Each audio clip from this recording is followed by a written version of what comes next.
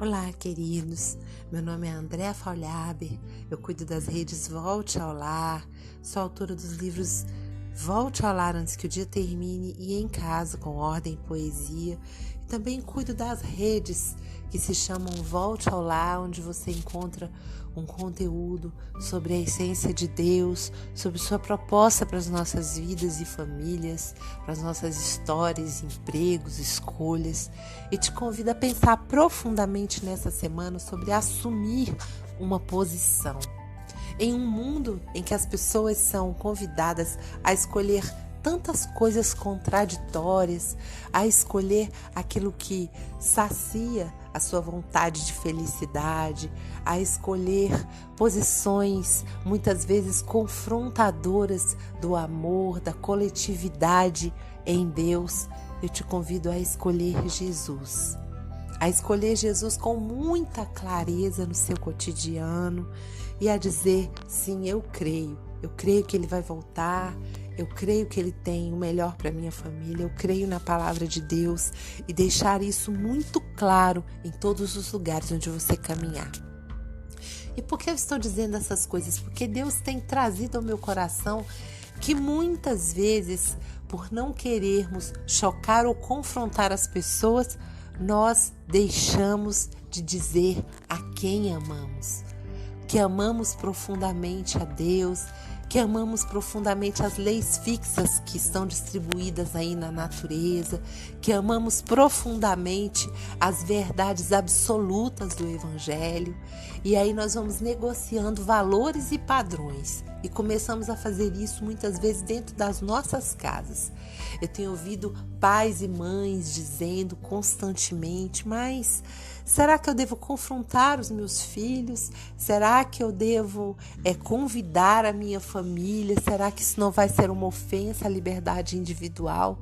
Quando nós lemos na palavra de Deus que só existe liberdade quando nós conhecemos Jesus, que só existe essa liberdade profunda quando nós temos os elementos da vontade de Deus circulando ao nosso redor.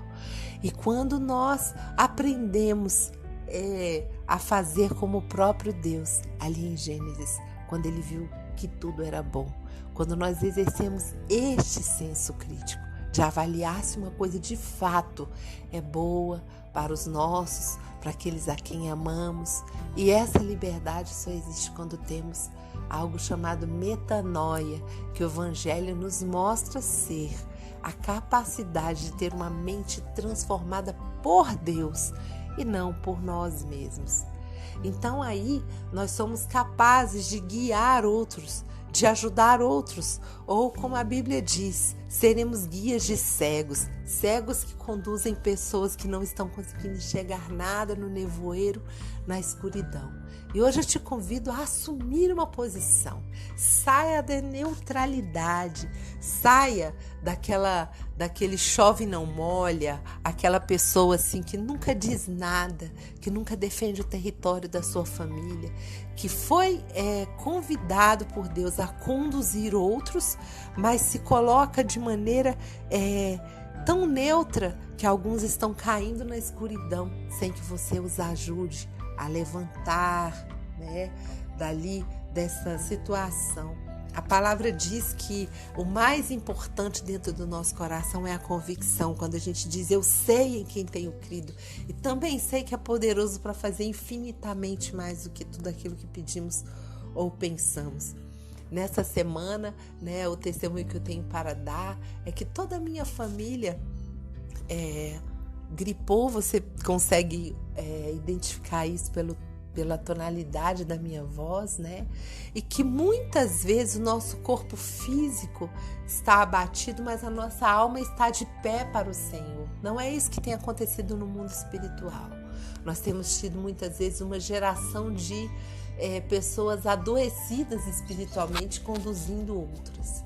E é isso que eu quero te convidar que não faça, que não leve um evangelho diluído para a sua família, certo?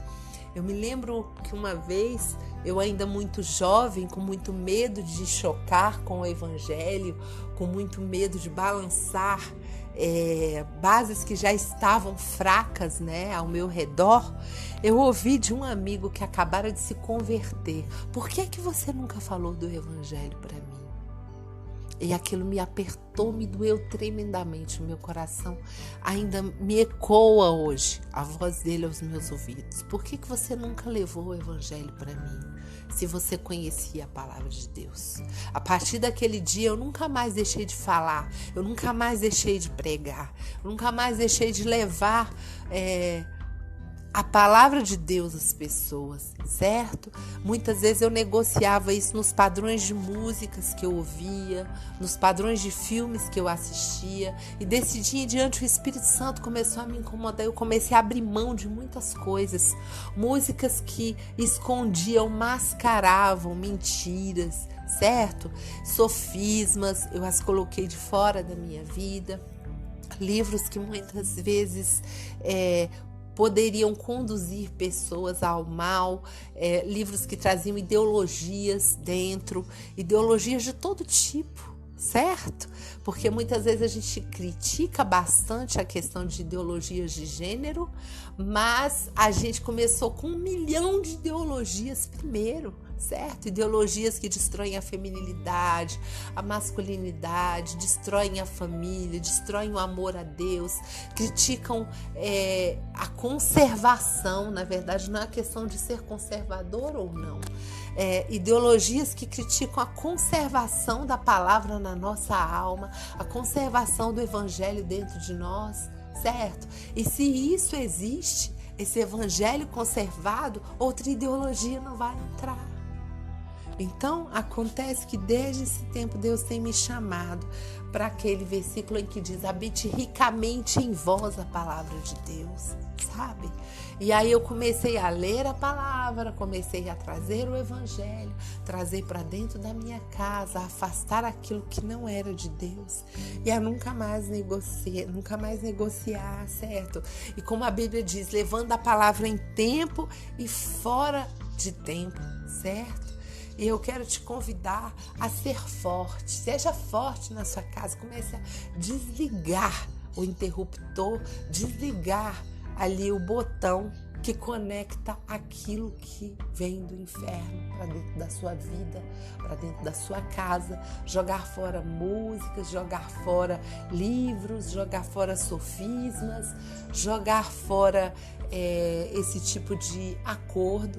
Recentemente eu estive em um almoço de família na casa de uma amiga amada e meu coração ficou dilacerado, porque eu percebi que ao longo de 20 anos que nós nos encontrávamos, ela fez negociações com o inferno, negociações que envolviam bebida, negociações que envolviam músicas, e ali eu testemunhei com muita dor no meu coração. Eu testemunhei toda a sua família enlaçada por laços de sofismas do inferno, filhos, esposas dos filhos, todos com um linguajar, com atitudes, com vestimentas, com ausência de modéstia, com coisas assim que não existiam há 20 anos atrás. Então basta uma brecha, 2 brechas, sabe? E você vai abrindo portas para aquilo que não pertence a Deus dentro do seu lar. Não deixe que isso aconteça, porque se isso começa de uma forma sutil numa geração, vai atingir as próximas gerações de uma forma violenta, sabe?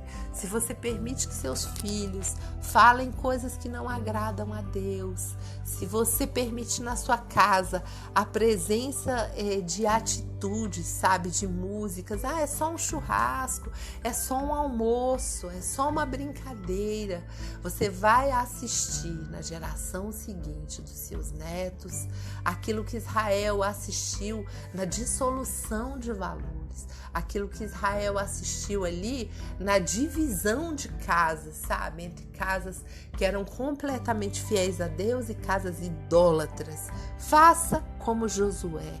Declare: eu e minha casa serviremos ao Senhor, e finque as bases e as bandeiras com firmeza. E é isso que o Senhor vai fazer na sua história, na sua vida. E infelizmente essas são decisões que separam muitas vezes histórias, pessoas, aquilo que a gente vê de uma forma tão romântica, sabe? Ah, mas eu não quero fazer isso porque é o meu amigo, é a minha vizinha, é a minha amiga. Amar pessoas significa deixar claros os valores. E é isso que eu te convido a fazer, assumir uma posição nesse início de ano, uma posição que conduz para Jesus. Volte ao lar antes que o dia termine, sabe? Propague valores na sua casa, com ordem, com poesia, mas com muita firmeza no Senhor. Um grande abraço.